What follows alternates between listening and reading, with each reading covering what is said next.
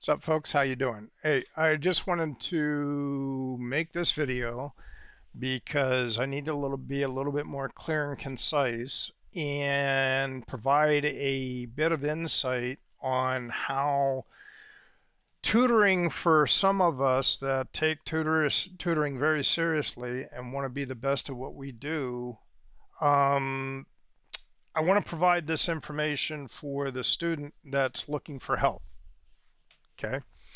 And let's say I was very confused and I was taking this thing that has wires and voltages and it's electrically inclined, and I am finding it very confusing. I'm finding it very frustrating, and I need to figure out how to do this. So what we're going to do is I want to give a little bit of a detail, an explanation of what happens when the student is actually making the appointment for the tutoring. And I'm trying to do this because there are some people that do not plan anything and their life is very painful. There are some people that plan everything, and should something come up and get in their way, they can modify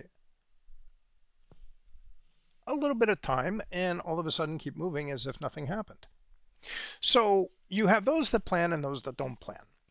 But what I want to do is provide it in the tutoring domain, because I've yet to see any of the tutors out there make a video like this where they actually discuss how to make life easier for the student. So I'm into trying to help people, and I hope that when you look at this video, you'll see what I'm trying to do and convey that will help you working with any tutor on the best way to get material that's really confusing under your belt and move forward with it. So let's give it a shot.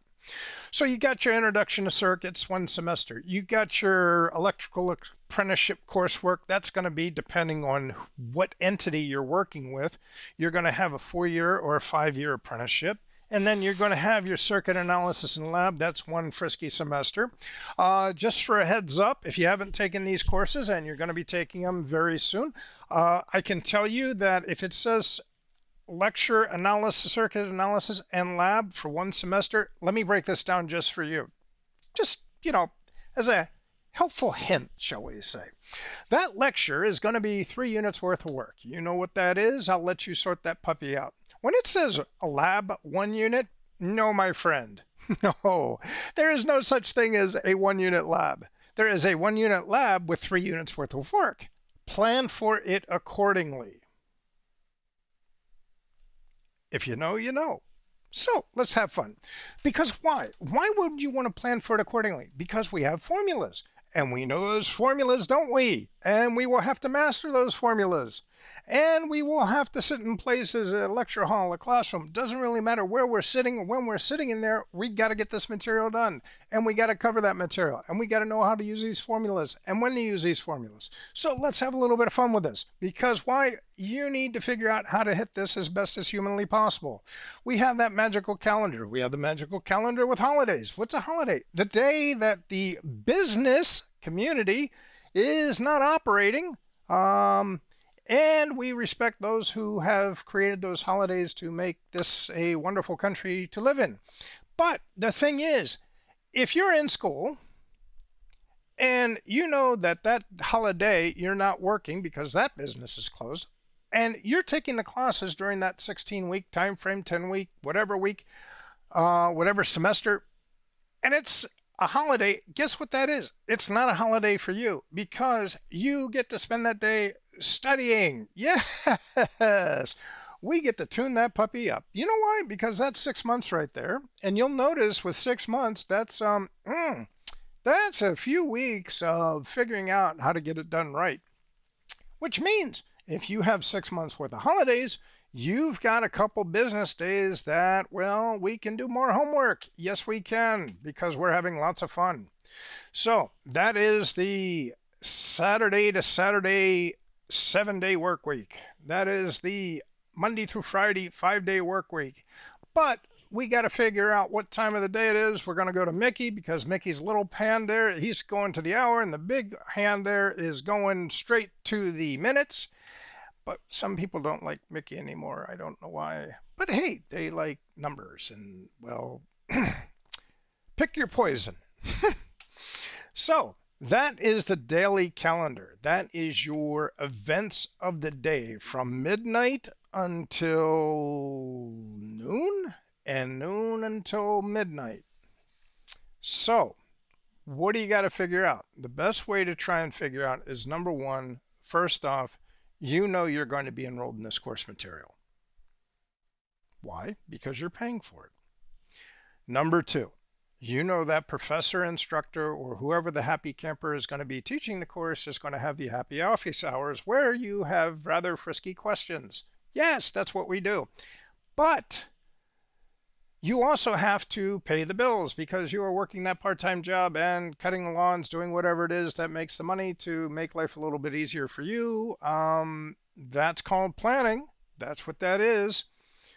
And then after that, you pretty much have your coursework first, your work, your primary job or your part-time job second.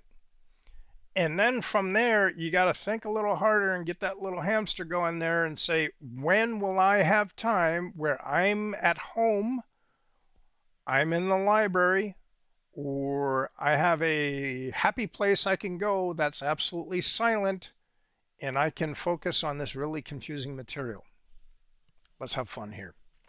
Now, going back to the one day.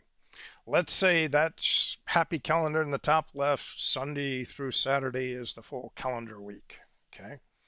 And let's say this schedule over here, this day planner for one day from midnight to noon to midnight is going to be when you're going to eat, sleep, and have a lot of fun or no fun at all. Because why? We like getting the work done. Yes, we do. So let's have a little fun here. Let's say it's Sunday. And it's about 10 o'clock at night, and all of a sudden Frank says to himself, hey, I need to email Joe, the frisky tutor, a question. Joe, sir, are you able to hook me up and work on these rather intense questions driving me bats?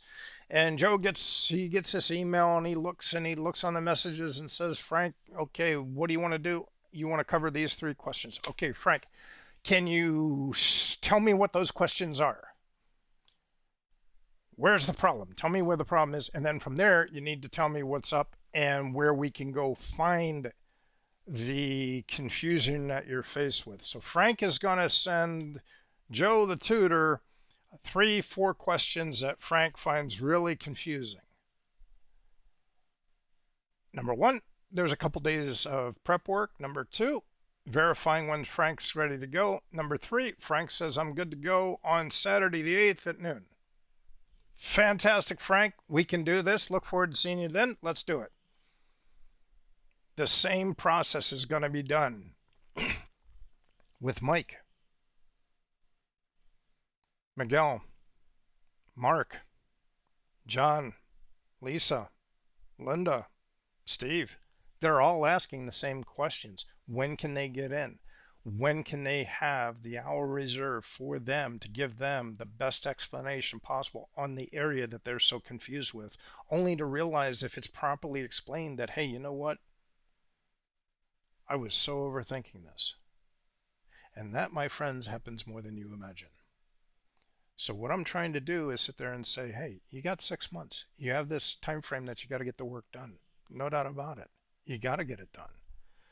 But when you're looking at 6 months or 16 weeks or 12 weeks or 10 weeks or whatever interval your course is being taught on, you have 7 calendar days of X amount of weeks where you're in this class.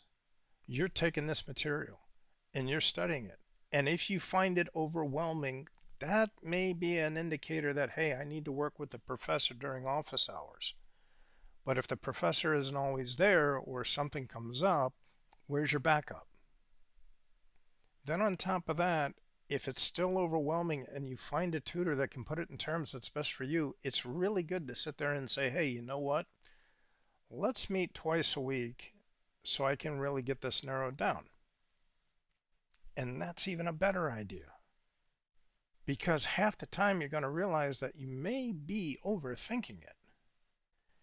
And the fact is that when you get everybody lined up and ready for rock and roll and you've got everybody scheduled, the last thing you need to be doing is changing those times. So the reason that the tutors go out of their way to give the best results they can is to plan so that if there's a question that's changed, hey, no problem, Frank, if you got a question that you sent and all of a sudden there's one that's really, really confusing, even worse, then throw that in there and we'll work with it. If we can get it done, great. If we can't, push it to the next week. That's no problem. You're going to have tutors that can work with you, but you got to ask for the help. And that's what I'm trying to do is show, number one, plan. Number two, get the priorities done. You've got your full-time job. You got your part-time job. You've got your course lectures or your time of instruction. You've got your professor's office hours. And then after that, you've got to figure out when are you available to do additional studying to make sure that this doesn't become as confusing as you expect.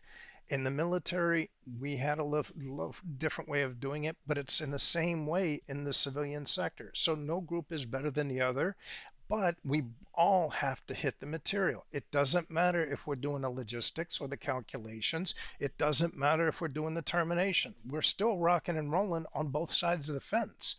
But the entertainment value, if you love going into these wires and you love doing this type of work, then clearly you understand the calculations that have to be done in order to hit it. If you don't practice getting your head around it now, it's going to bite you in the future.